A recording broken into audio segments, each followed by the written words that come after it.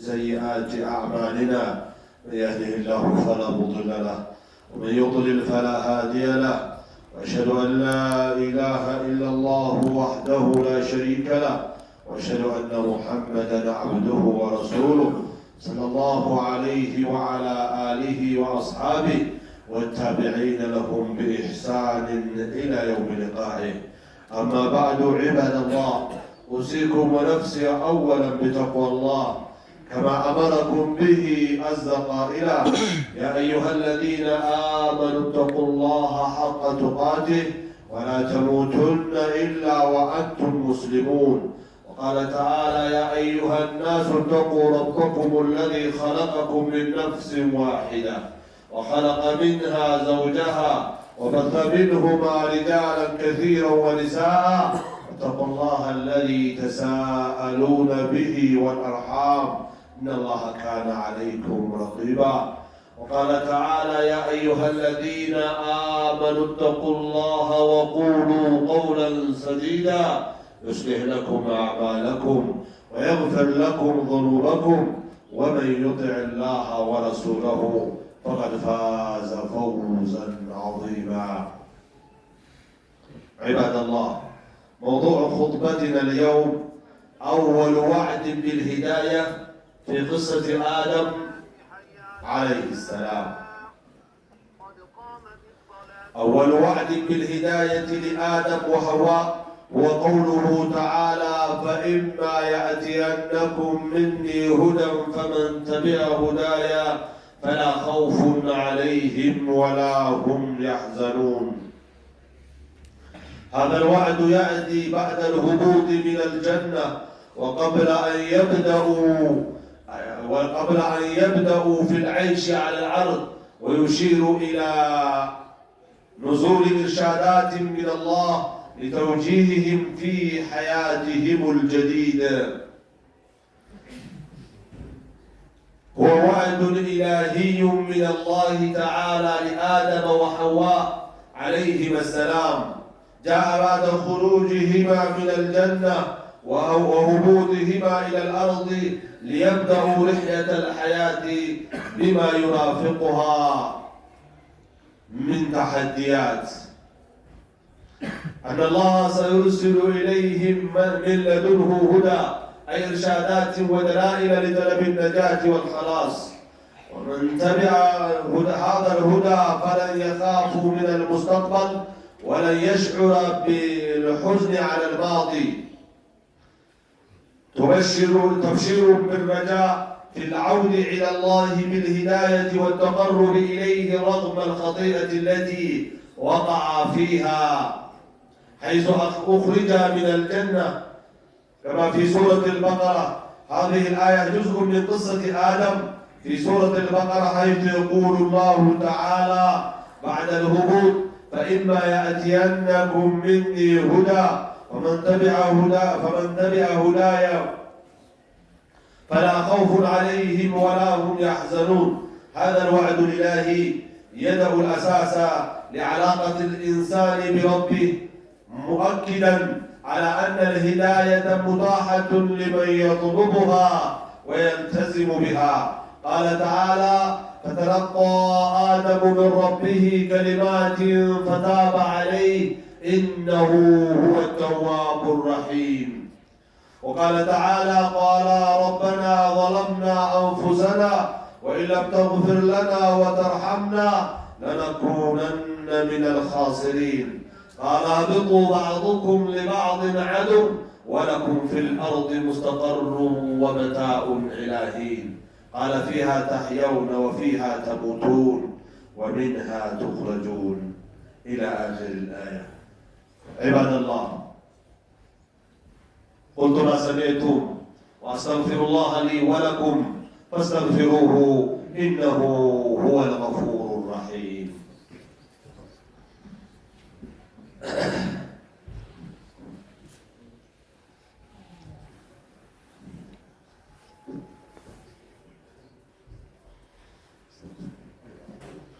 الحمد لله حمدا كثيرا طيبا مباركا فيه كما يحب ربنا ويرضاه، والصلاة والسلام على من أرسله الله رحمة للعالمين وعلى آله وصحبه والتابعين لهم بإحسان إلى يوم الدين. أما بعد فيا عباد الله اتقوا الله تعالى في امتثال مأموراته واجتناب منهياته. ثم الخطبة الثانية هي ترجمة الخطبة الأولى نفسها. كتاية من الملكة يخطبون حساب سيهون إنما النشاء خطبات الله لآدم عليه السلام يقبون قال بتملكة من الملكة الله አዳምን ከጀነት አውጥቶ በዱንያ እንዲኖር ሲያደርገው የገባለት ቃል አለ። ያን ቃል መከተል የኔ ያንተ ያንቺ የኛ የናንተም ግዳጅ እንደሆነ ሁሉ ያን ማወቁ አስፈላጊ ነው። أول واحد بالهداية لآدم وحواء ለአደምና ለሐዋ ወደ ቀና መንገድ ለመመራት የመጀመሪያ የተገባላቸው ቃል ነው። የዛሬ ኹጥባችን ፍሬ ሀሳብ አድርገን የምንመለከተው ማለት ነው። አላህ ሱረቱል በቀራ ውስጥ ይላል ፈኢማ ያእቲየነኩም ሚኒ ሁዳ ይላል። ቀደም ሲል ያለው አለ ወቁልና እህቢጡ ባዕዱኩም ሊባዕድን ዐዱው፣ ውረዱ ከጀነት ከፊላችሁ ለከፊላችሁ ጠላቶች ናችሁ። ሰው ከሰውም ሊሆን ይመቻል፣ ሰው ከእብሊስ ዝርያዎችም ሊሆን ይመቻል። ሶስቱም በአንድ ተደምሮ አደም ሐዋና እብሊስም ይመቻል። ብቻ ግን ውረዱ ትእዛዝ አክባሪ ባለመሆን የመጣ የተከለከላችኋትን ዛፍ በመብላት የመጣ በሰይጣን በዲያብሎስ በመሸወዳቸው የመጣ ውረዱ ተብለው ወቁልና እህቢጡ ባዕዱኩም ሊባዕድን ዐዱው ወለኩም ፊል አርድ ሙስተቀሩን ወመታዑን ኢላ ሒን፣ እስከ ጊዜው መጠቃቀሚያና መኖሪያ አለላችሁ ዱንያ የሚባል አገር ትእዛዝ በማመጻቸው የመጣ ውረዱ አላቸው ይላል። ከዛም እንደተባሉት ወረዱ። ወርደው ግን አልቀሩም። ፈተለቃ አደሙ ምን ረቢህ ከሊማትን ፈታበ ዐለይህ ኢነሁ ሁወ ተዋቡ ረሒም እንዳለው አላህን ተውበት እንዲያደርግላቸው የሚማጸኑበትን ቃል ከአላህ ተቀብለው አላህን ተማጸኑት። በዛም ተማጽኖ የመጣ አላህ ዱዓቸውን ተቀበላቸው። በዱንያ ላይ የታዘዙትን ታዘው የተከለከሉትን ተከልክለው ከአላህ እንዲገናኙ ውሳኔው ሲወርድ ይላል አላህ ፈኢማ ያእቲየነኩም ሚኒ ሁዳ፣ ከኔ መመሪያ በሚመጣችሁ ጊዜ ያው ይመጣል ነው ያለ መመሪያ የሚንቀሳቀሱበት መንገድ የለም በኢስላም። ከኔ መመሪያ የመጣችሁ እንደሆነ ከዛም ሲመጣችሁ ፈመን ተቢዐ ሁዳየ፣ የኔን መመሪያ ቁርአንን የተከተለ መለኮታዊ መልእክትን ሐዲስን የተከተለ የነቢያቶችን ማብራሪያና ትርጉም የተከተለ ሰው እያለ ነው አላህ ፈላ ኸውፉን ዐለይሂም ወላ ሁም ያሕዘኑን፣ ስጋት የለባቸውም። ይሄ ጎደለኝ ይሄ ገጥሞኛል የሚል ትካዜም የለባቸውም አላህ ዘንድ ይላል። ሀዛ ልዋዕድ ያእቲ ባዕደ ልሁቡጥ፣ ይህ ዛቻ ወይም ቃል የመጣው ይህ በጥሩ አላህ የሚገባው ቃል የመጣላቸው ከጀነት ከወረዱ በኋላ ነው። من الجنة وقبل أن يبدأوا في العيش على الأرض يمدر نورك كما جمعت شوف فيتنو ويشير إلى نزول إرشادات من الله إني أنت بزيه تواز إيه أسكيدم بزيه بشان يمل ملكتا تكماك الله النبي متعلم يعمل كتابي يقوى عنكس في حياتهم الجديد بعد كسب الدنيا يوناتشو معناتهم شرح الواحد بالهداية الله قد من قد كراتا من قد ሊበራቸው ቃል እንደገባላቸው መለኮታዊ መልእክትና መልእክተኞችን በማዘጋጀት ስንተነትር ወይም ስንተረጉም እንደ ምንጭ ወዋዕዱን ኢላሂዩ ሚነላህ፣ ፈጣራዊ የሆነ ከአላህ የተገባ ቃል ነው። እኔ መመሪያ አመጣለሁ፣ መመሪያውን የሚያብራራ ቃል እልካለሁ፣ ተከተሉ የሚል ስትከተሉ የኔ ሰው ትሆናላችሁ የሚል ቃል ከአላህ ነው።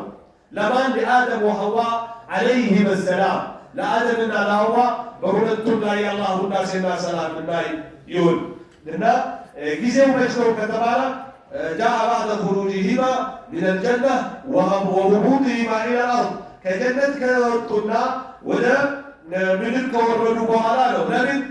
ሊየብደኡ ሪሕለተል ሐያቲ ቢማ ዩራፊቁሃ ሚን ተሐዲያት፣ የሚገጥመው ፉክክር ከመኖሩ ውጣ ውረድ ችግር መከራ ከመኖሩ ጋር አዲስ ህይወትን ለመጀመር ወደ ዱንያ እየወረዱ ነው ወርደው ነው አላህ ይህን ቃል የገባላቸው እኔን የምትከተሉ ከሆነ እኔን ተከተሉ በማለት ቃል የገባላቸው።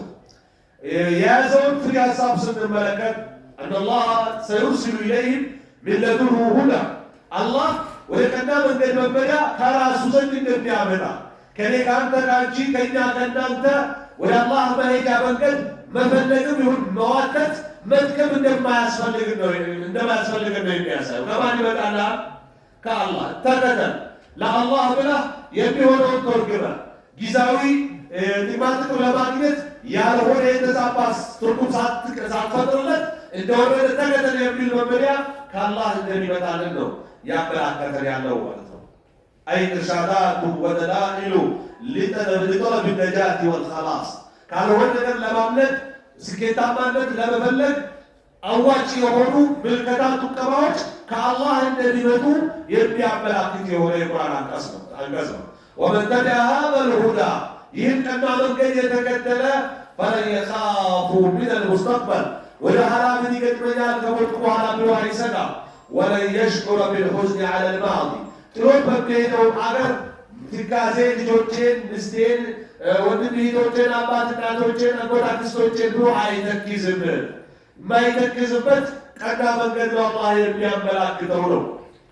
ግቡን ስንመለከት ተብሺሩ ብረጃኢ ፊል ዐውዲ ኢለላሂ ቢልሂዳየቲ ወተቀሩቢ ኢለይህ በመከጀል ወደ አላህ መመለስን በመከጀል ሰዎችን ማብሰር ነው። በምን ወደ አላህ በጥሩ ሁኔታ መመለስን የምንከጅለው ቢልሂዳያ ወተቀሩቢ ኢለላህ አላህ ያለውን መንገድ በመመራትና ወደ እርሱ በመቃረብ ነው። ወተቀሩቢ ኢለይህ ረግመ አልኸጢአት አለቲ ወቀዐ ፊሃ የወደቁበት ወንጀል ከመኖሩና ወደ አላህ በበራቸው ከተቃረቡ ላለፈው ንስሐ ከገቡ እስትግፋር ተውበት ካደረጉ አላህ እንደሚያቀርባቸው ቃል መግባት ማብሰር ነው። አይሱ ኡኽሪጀ ሚነል ጀነ እንደሚታወቀው ከጀነት እንዲወጡ ተደርጓል። አደምና ሐዋ ያችን የተከለከለችዋን ዛፍ በመብላታቸው የመጣ ማለት ነው። አስያት ሱረቱል በቀራ አመጣጡን ስንመለከት ከሱረቱል በቀራ ከሚባለው የቁርአን ምዕራፍ هذه الآية جزء من قصة آدم የቁርአን አንቀጽ ከአደም ቅሳ አንዷ ቅርንጫፍ ናት ወይም ቁራጭ ናት። የሱረቱል በቀራ ሐይث يقول الله تعالى بعد الهبوط እነሱ ዱንያ ላይ ከወረዱ በኋላ አደምና ሐዋ አላህ በሚል ጊዜ ምን አላቸው?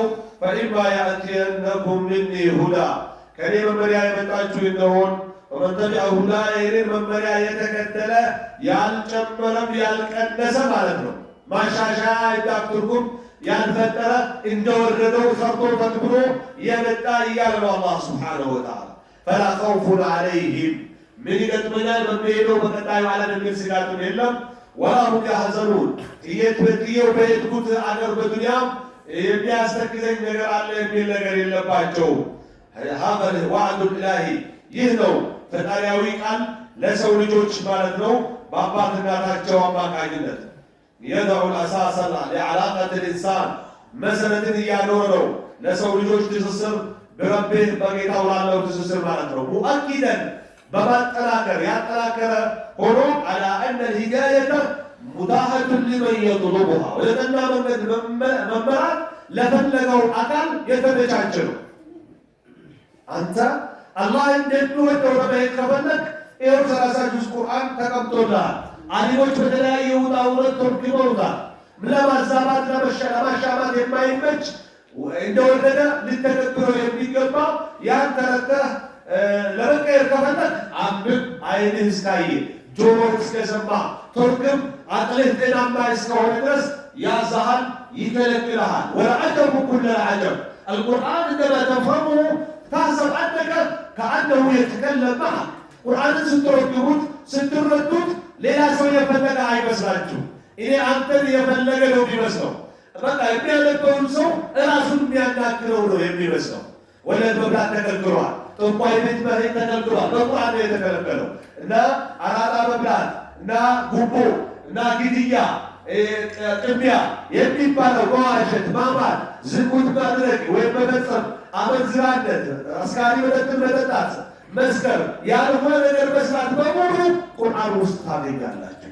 አሻሚ ያልሆነ ትእዛዝ የታዘዝነባቸው ይኸው የተሰበሰብንበት ሰላት፣ በዓመት የምንጾመው ጾም፣ ሐጅ ብለን የምናፍቀው ስርዓተ ጸሎት፣ የምንሰጠው ዘካ ቁርአን ውስጥ ተቀምጦ በሐዲስ ተብራርተው ነው። ስለዚህ ሐቅን የፈለገ ቀና መንገድ መጓዝን የፈለገ አሻሚ ያልሆነ ደኢፍ ነው ሰይድ ነው የማይባል ቁርአን ተቀምጦለታል። ከዛ በመቀጠል ያን ማብራሪያ በትክክለኛ አሊሞች ተበጥሮ ሸሪዓዊ የሆነው መንገድ በሐዲስ ተብራርቷል። ከዚህ ውጭ ግን ቀና መንገድ አገኛለሁ ማለት ራስን ማታለል ነው የሚሆነው። ወየልተዚም ቢሃ ሙጣዓቱን ሊመን የጥሉቡሃ ወየልተዚሙ ቢሃ ትክክለኛ ቀና መንገድ መጓዝን ለፈለገና መያዝ ለፈለገ ሰው የተመቻቸ ነው መንገዱ። ቃለ ተዓላ አላህ ይላል ፈተለቃ አደሙ ምን ረቢሂ ከሊማትን ፈታበ ዐለይህ አደም ከጌታው ቃላትን ተቀበለ። ከዛም በነዛ ቃሎች ተማጽኖ ፈታበ ዐለይህ አላህ ተውበቱን ተቀበለው። ኢነሁ እርሱ አላህ ሁወ ተዋቡ ረሒም እጅግ መላሳና እጅግ አዛኝ የሆነ ጌታ ነው ይላል። ቃሉን በቃል በቃል በሌላ ምዕራፍ ሱረቱ አዕራፍ ያሉትን ሲነግር ይላል አላህ ወቃለ ተዓላ ቃላ ረበና ዘለምና አንፉሰና አደምና ሐዋ ጌታችን ሆይ ራሳችንን በድለናል፣ አንተ ጌታችን ወኢን ለም ተግፊር ለና አንተ ካልባርከንና ይቅር ካላልከን ወተርሐምና ካላዘንከልን ለነኩነነ ሚነል ኻሲሪን በእርግጠኝነት ተከሳሪዎች ምድር ነው የምንሆነውና ይዘንልን ማረን ለፈን ነው እያሉ ያሉት። ቃለ እህቢጡ ባዕዱኩም ሊባዕድን ዐዱው በቃ ከጀነት ውረዱ፣ ከፊላችሁ ለከፊላችሁ ጠላቶች ናችሁ አለ። ወለኩም ፊል አርዲ ለእናንተ ምድር ገጽ ላይ አለላችሁ ሙስተቀሩ ወመታዑን ኢላ ሒን መርጊያ መኖሪያና መነገጃ ማረሻ መንቀሳቀሻ መኖሪያ አለላችሁ። ወመታዑን ኢላ ሒን እስከ ጊዜው ድረስ መገልገያ አለላችሁ። የተለያዩ ነገሮችን የምትጠቃቀሙበት ዱንያ አለላችሁ ብሎ ተባሉ። ቃለ ፊሃ ታሕየውን አላቸው በእሷ እስከ ጊዜው ትኖራላችሁ፣ ከዛ ወፊሃ ተሙቱን በእሷም ሞታችሁ፣ ወሚንሃ ቱኽረጁን ከእሷም ትወጣላችሁ አለ አላህ ሱብሓነሁ ወተዓላ ማለት ነው። እና በዚህ ቃል ነው ወደ ዱንያ የመጣ ነው። ወደ መጣንበት ዓላማ ላለመሳት ካመጣን ፈጣሪ በመከተል በመጨመር መጣላት የለብንም። በመቀነስ መጣላት የለብንም። የታዘዝነውን በመተው መጣላት የለብንም። ያልታዘዝነውን በመስራት መጣላት የለብንም። የተከለከልነውን በመዳፈር ከአላህ ጋር መጣላት የለብንም። ስለዚህ አልሂዳያ ፊል ቁርአን ወሱና ሂዳያ አላህ ቀና መንገድ ያለው በቁርአንና ሐዲስ ነው። ከማ ፈሂመሁ ሰለፉል ኡማ የዚህ ኡማ ቀዳሚ ሰሃቦች በቀና አስተሳሰብ እንደተረዱትና እንደተረከቡት እንደተገበሩት መተግበርና መረዳት ሆኖ መገኘት ከኔ ከአንተ ከአንቺ ከእኛ ከእናንተ ይጠበቃል። ትንሽ መጨመር አደጋ አለው። ትንሽም መቀነስ አደጋ አለው። የራስ ማሻሻያ መጨመርም አደጋ አለው። አሊ ብን አቢ ጣልብ ይላሉ ለው ካነ ዲኑ ብራእይ ለካነ አስፈሩ ልኩፊ አውላ ቢልመስል ሚን አዕላህ ይላሉ። የጫማው ታችኛው ክፍል ጫማ ስናብስ በማበስ የተሻለ ይሆን ነበር ከላዩ ይልቅ ይላሉ። ያ ማለት ምን ማለት ነው? ሸሪዓው ከታች አብሱ አላለም። ከላይ አንድ ጊዜ በተከፈለ ጣት ከግጣታችን ጀምረን አንድ ጊዜ ብቻ እንድናብስ ነው ያዘዘው። የላይኛው ፓርት ጭቃ ይረግጣል፣ የተለያዩ ቆሻሻዎችን ይረግጣል። ምናልባት ከቦነበት ወይም ደግሞ ክርምት ሆኖ ከለቀለቀው እንጂ የሚረግጠው ሁሉ ብርጥም ደረቁን እና ነጃሳ ባህላውን የሚረግጠው የታችኛው ፓርት ነው። ከመሆኑ ጋር ግን ሸሪዓው የታችኛውን አብሶ አላለም። ዲነል ኢስላም በኔ ባንተ መሰለኝ በለመድኩት ወይም ደግሞ በይመቻል የሚሰራ ሃይማኖት አለመሆኑን መረዳት መቻል አለብን። ይህን አላህ በቁርአን ሲያረቅልናል ሲያረጋግጥልን ፈኢን አመኑ ቢሚስሊ ማ አመንቱም ቢሂ ፈቀድ ኢህተደው ቁጭ እናንተ እንዳመናችሁት አምነው ሰርተው ሆነው ተገኝተው ከመጡ ፈቀድ ኢህተደው በማን ምስክርነት? በአላህ ምስክርነት ማለት ነው። በእርግጠኝነት ወደ ቀናው መንገድ እኔ ወደ ፈለግኩት መንገድ ተመርተዋል አለና በዛው ተቃራኒውንም ሳይጠቅሰው አላለፈም። ምን አለ? ፈይተወላሁ ትንሽ ወደ ኋላ ወይም ወደፊት። ወደ ኋላ ማለት ማግራራት ነው። ወደፊት ማለት ከሚገባው በላይ ማጥበቅ ነው እና ያልሆነ መንገድ የማሻሻያ ወይም የመቀነሻ ወይም የመጨመራ መንገድ ከሞከሩ አለ ፈይተወላሁ ፈኢነማ ሁም ፊ ሽቃቅን ፈሰየክፊከሁም ላህ በማለት አላህ ጨረሰው። ምናልባት ትንሽ ካዞሩ ከአንተው በቁርአንና ሐዲስ መንገድ አንተ ካሳየው ውጭ ለመሆን ከሞከሩ በቃ እነሱ በተቃርኖ ውስጥ ናቸው። ለሚሰሙት ዜና ዋቢ አላህ ብቻና ብቻ ነው በማለት አላህ እኔ እጠብቅሃለሁ ያላቸው ቁርአን ሐዲሱ ካዘዘ አትጨምር አትቀንስ እያላቸው ነው። ረሱል በመሰለኝና በሰው ስሜት በአብዛኛው በአናሳው ፐርሰንት እያልክ ቢጨመርም ቢቀነስም ነገር የለም በሸሪዓው። ይኸው ረሱልን ያላቸው ያለው አላህ ምን ያላቸው አላ 71 ፍርቃ የኦሪት ተከታዮች ወይም የሙሴ ዓለይሂ ሰላም ተከታይ ባሮች ወደ 71 ተካፍለዋል አሉ። ወዛደ ታዲያ ሁለተኛው ጨምሩ ቀጠሉ። ወፈረቀት ነሳራ የወንጌል ተከታዮች ወይም የዒሳ ኢየሱስ ተከታዮች ደግሞ በ72 ተካፍለዋል አሉ። ወሰተፍተሪቁ ሃዚሂ ልኡማ ያዕኒ ኡመተ ልኢጃባ መን ቃለ ላ ኢላሃ ኢለላህ ሙሐመዱን ረሱሉላህ ያሉት እራሳቸው ወደ 73 ይካፈላሉ አሉና ኩሉሃ ፊናር ኢላ ዋሂዳ ሁሉም የእሳት ናቸው ከተረፈችም አንዷ በስተቀር አሉ ረሱል ዓለይሂ ሰላቱ ወሰላም። ምናልባት ላይ አንተ ብትጠይቅ 72 የእሳቱን ትጠይቅ ነበር ይሆን ነበር ወይም ያን በመጠየቅ ጊዜያችን ልፈጅ ይሆናል። ነገር ግን ሰሃቦች በጣም ፈጣን እንደመሆናቸው አሳጠሩትና ቃሉ አው ቂለ ያ ረሱለላህ መን ሂየ ያ ረሱለላህ አንቱ የአላህ መልእክተኛ አንዷ ማነች ለመሆኗ ከማይሆነው ለምን ይፈጃሉ ጊዜያቸው? እንደም ልጥን ባለ ቋንቋ ረሱል ዓለይሂ ሰላቱ ወሰላም ጨረሱት። ምን አሉት? ቃል መን ካነ ዓላ ሚስሊ ማ አነ ዓለይህ ልየውመ ወአስሓቢ ሹፉ ልዕባራ አገላለጹን ልብ በሉ። ረሱል አሉ መን ካነ የሆነ ሰው ነው አሉ። ምን የሆነ ሰው? በወደደው በለበደው በአብዛኛ ድምፅ በሆነ እንዳገሬ እንደ ብሔሬ እንደ ዜግነቴ እንደ ጎሳዬ ባላ አይደለም። መን ካነ ዓላ ሚስሊ ማ አነ ዓለይህ ልየውመ ወአስሓቢ ዛሬ አሉ ለዛው ዛሬ አሁን ባለሁበት ዘመን እኔና ሰሃቦቼ እንዳለንበት ሆኖ የመጣ ሰው ነው ሊድን የሚችለው። ከዛ ውጭ አለው አይድንም። ኡማዬ በእጃቸውና በእግራቸው የሁሉ ምልክት አሻረባ ቦማ አውቄ የቅያም የኔ ኡማ ናቸው ከኔ ይሰለፉ ይላለሁ እንዳሉ። ከዛም አብሮች ተሰልፎ ወደ ሐውድ እንወርዳለን አሉ ረሱል ዓለይሂ ሰላቱ ወሰላም። እየወረደን ሳለ በስም ምልክታቸው እያሉ ና ተብሎ የሚመለሱ ሰዎች አሉ አሉ ረሱል ዓለይሂ ሰላቱ ወሰላም። ፈአቁሉ ኡመቲ አለ የኔ ኡማ ናቸው ከኔ ናቸው እያልኩኝ እንዳይመለሱብኝ ይከራከራለሁ ከመላኢካ ጋር አሉ ረሱል ዓለይሂ ሰላቱ ወሰላም። ወዩቃል ማ ዓሊምተ ማ አህደሱ ባዕደክ ከአንተ በኋላ ምን እንደጨመሩ ምን እንደቀነሱ ምን ማሻሻያ እንደተጠቀሙ አላወቅምና ዝም በል። ከአንተ ጋር መመደብ ከአንተ እኩል ሐውድን መጠጣት አይችሉም ተብለው ይመለሳሉ። ቢድዓ ሰርተዋል ማለት ነው።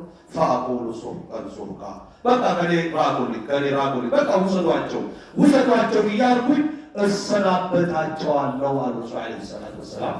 ኢማሙ ሙስሊም ያስቀመጡት ሐዲስ ነው። ስለዚህ እኔ ማን ነኝ? የምን ጠበቃ ነኝ? እኛ ማንን? ምን እየሰራን ነው? የትኛው ጎዳና ላይ ነን? የሁላችሁም የቤት ስራ ሊሆን ይገባል። አላህ እንደፈለገው ኖረን አላህ በሚፈልገው መንገድ ሞተን ከአላህ ተገናኝተን የጀነት ሽልማት ከሚሸለሙ ሰዎች አላህ አድርገን።